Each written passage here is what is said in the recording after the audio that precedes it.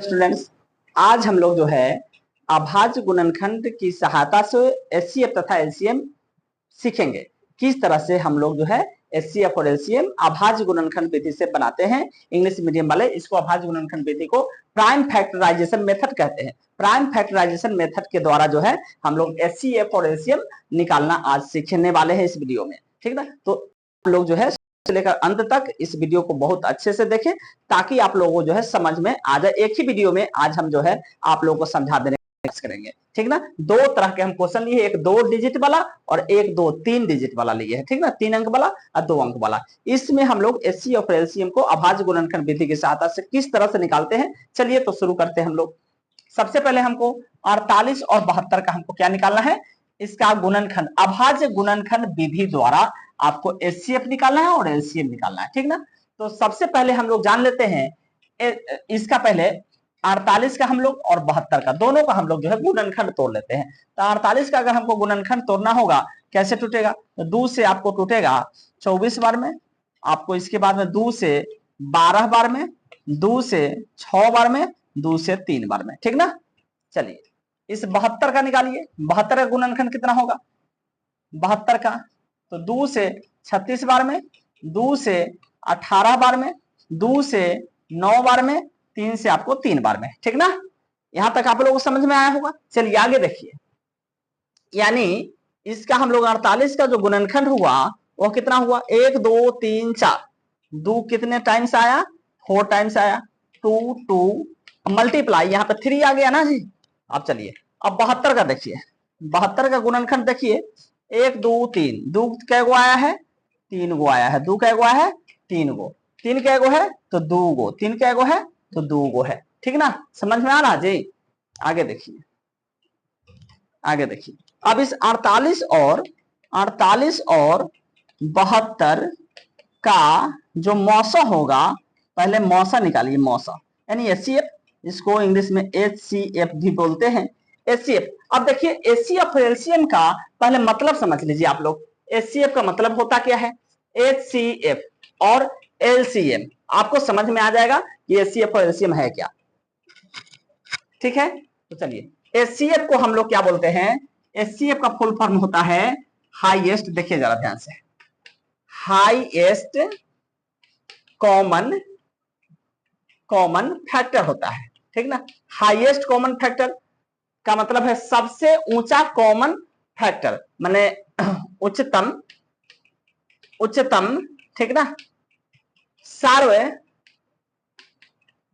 गुणनखंड, सार्वगुणनखंड मतलब सबसे अधिक से अधिक जो सार्वगुणनखंड है। तो अब देखिए इसमें दोनों में हाईएस्ट कॉमन फैक्टर यानी उच्चतम सार्वगुणनखंड मैंने सबसे अधिक गुणनखंड निकाल लिए हम लोग 48 का, 72 का भी निकाल लिए। ठीक, 48 और 72 का हम गुणनखंड निकाल लिए।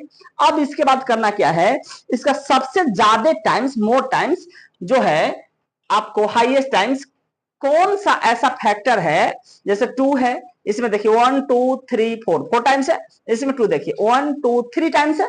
तो सबसे ज्यादा जो है कॉमन माने दोनों में कौन मिल रहा था, 3 टाइम्स, 3 ठो 2 3 ठो 2 दोनों में है, तो 3 टाइम्स देखिए 2 2, तो एगो 2 निकाल लीजिए, फिर 2 दोनों में मिलना चाहिए, 2 निकाल लीजिए, फिर मल्टीप्लाई में कीजिए, फिर 1 ठो 2 दोनों मिल रहा है, 1 ठो 2 मल्टीप्लाई। अब ये वाला 2 देखिए इसमें है बट इसमें नहीं है, नहीं है ना, तो इसमें है इसमें नहीं है, तो इस 2 को अब हम नहीं ले सकते एचसीएफ में। एचसीएफ में कह रहा हाईएस्ट, अधिकतम कॉमन होना चाहिए, दोनों में मिलना चाहिए। ठीक ना, और तब फैक्टर। ठीक है, आगे कह रहा है अब 3 देखिए, 3 इसमें 2 टाइम्स है, इसमें 1 टाइम्स है, यानी 1 ठो 3 हम इसमें से निकाल सकते हैं, दोनों मिल रहा है ना, 1 ठो 3 निकाल सकते हैं। तब हमारा आंसर कितना हो गया, देखिए 2 दूनी 4 दूनी 8, 8 त्रिका 24, हमारा आंसर हुआ वह हुआ 24। कितना हुआ, 24 हुआ ना जी। कितना आंसर आया, 24 आया। अब देखिए आगे देखिए, 1 मिनट,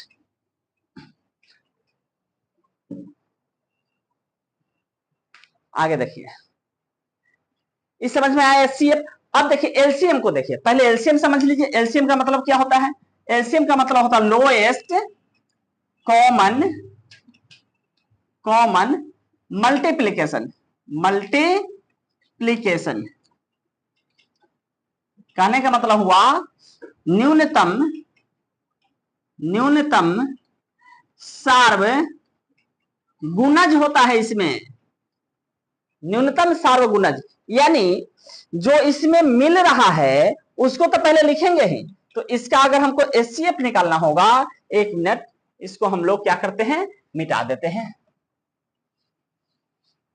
देखिए, यानी आपको 48 और कितना है 72 का लॉस, यानी एलसीएम जो होगा वह कितना होगा। तो सबसे पहली बात है कि 24 जो एचसीएफ है, जो 3 को 2 और 1 को 3 मिला है उसको तो लिख ही लेंगे, तो इसका आंसर आप लिख लीजिए ना मौसा 24, ठीक है। अब इसमें जो नहीं मिला है, जैसे न्यूनतम सार्वगुणज, माने कम से कम अगर कोई ऐसा गुणज है जो बच जा रहा है उसको भी हम लिखेंगे, यानी इसमें एगो 2 बच गया, इसमें 3, तो इसके मल्टीप्लाई में आप 2 भी कर दीजिए, न्यूनतम माने कम से कम, तो 2 भी तो एगो बच रहा है, एगो इसमें 3 बच रहा है, 2 गुना 3, यानी इसको गुना कीजिए, तो 24 दूनी 48, 48 तिहाई 144, कितना हो गया 144, यही इसका आंसर हुआ। आया समझ में जी। अब देखिए आगे क्या है, अब जो सेकेंड सवाल है हमारा 24, 32 और 48 का। चलिए आगे देखिए इसका कैसे बनेगा। तो अब इसी तरह से हम लोग जो है 24 का गुणनखंड तोड़ लेते हैं, तो 24 का देखिए क्या होगा, तो 2 गुना 2 गुना 2, 2 दूनी 4 दूनी 8, ये समझ में आ गया ना आप लोगों को, ये आ गया। तो अब इसको हम लिख देते हैं सीधे, 2 गुना 2 गुना 2, 2 दूनी 4 दूनी 8 आ गया, 8 तिरिका 24, इसका आ गया। अब 32 का देखिए क्या होगा, 32 का देखिए 2 गुना 2 गुना 2 गुना 2 गुना 2 होता है, 2 दूनी 4 दूनी 8 दूनी 16 दूनी 32 आ गया। अब चलिए अब 48 का गुणनखंड तोड़ लीजिए, 48 का 2 गुना 2 गुना 2 गुना 2 गुना 3 होता है, देखिए 2 दूनी 4 दूनी 8 दूनी 16 16 3 48, ठीक ना, गुणनखंड तोड़ लिए तीनों का, ठीक है जी। अब देखिए जरा ध्यान से, काफी गर्मी है। अब देखिए गुणनखंड हम तीनों का तोड़ लिए, जैसे इसमें दोनों का तोड़े थे इसमें तीनों का तोड़े हैं, ठीक ना। अब गुणनखंड निकालने के बाद हमको पहले इसका एचसीएफ 24, 48 और कितना, सॉरी 24 32 ना, 24 32 और 48 का पहले हम निकालेंगे एचसीएफ। तो समझ में आया है एचसीएफ। सबसे पहले देखिए इसमें 3 गो 2 है, इसमें 1 2 3 4 गो है, इसमें 1 2 3 4 गो, ये दोनों में जो है 4 गो 2 है, इसमें तो 5 गो 2 है, तो इसमें 4 गो 2, इसमें 5 गो 2 और इसमें 3 गो 2।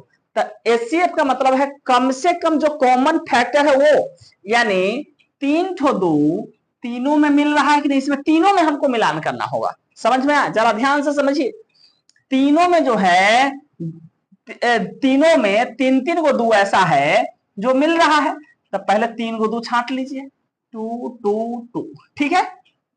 अब आगे देखिए, अब इसके बाद 2 का कहानी खत्म है। 3 देखिए इसमें एगो 3 है, इसमें तो है ये नहीं, तो इसका तो कहानी है छोड़ दीजिए, जो नहीं मिल रहा है उसको तो हम छू ही नहीं सकते, किसी भी एगो में अगर नहीं मिल रहा तो उसको छोड़ देंगे, यानी इसका जो एचसीएफ है यही होगा, कितना 2 दूनी 4 दूनी 8, इसका एचसीएफ का आंसर होगा 8। आया समझ में।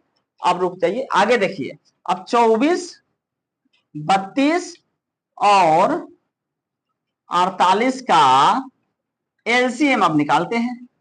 एलसीएम में क्या होता है, तो जो एचसीएफ है उसको तो हम लिख ही लेते हैं 8, यानी 3 को 2 जो है इसमें से तो मिला ही है, तो जो कॉमन मिलेगा उसको भी लिखेंगे और जो नहीं मिलेगा उसको भी लिखेंगे। आगे देखिए, अब इसमें 2 गो है, इसमें 1 गो 2 है, 1 गो 2 फिर मिल गया, दोनों में से मिल गया ना जी, तो 1 गो 2 फिर निकाल लीजिए। अब देखिए अभी 2 तब भी 1 गो बच जा रहा है, 1 गो फिर बच गया, तो इसको भी लिख लीजिए अगुना, इसमें दोनों में 3 मिल रहा है, तो दोनों के बदले 1 को लिखाएगा, तो देखिए 3। अब इसको गुना कीजिए, 8 दूनी 16 16 दूनी 32, 32 तिहाई 96, इसका जो एलसीएम हुआ उसका आंसर हुआ 96। तो आशा है कि आप लोगों को समझ में आया होगा। अगर आप लोगों को समझ में आया होगा और वीडियो अगर अच्छा लगा होगा तो आप लोग जो है हमारे वीडियो को लाइक शेयर और कमेंट जरूर कीजिएगा, और हमारे चैनल पर यदि आप नए हो तो सब्सक्राइब भी कर लीजिएगा। आगे आप लोगों के लिए एक हम सवाल देते हैं, आप लोग इस सवाल का जवाब जो है कमेंट बॉक्स में बताइएगा। चलिए आप लोगों के लिए एक सवाल होमवर्क है, ये आपको SW है कि जैसे एक है एकदम आसान 60 है, 72 है और है आपको 144।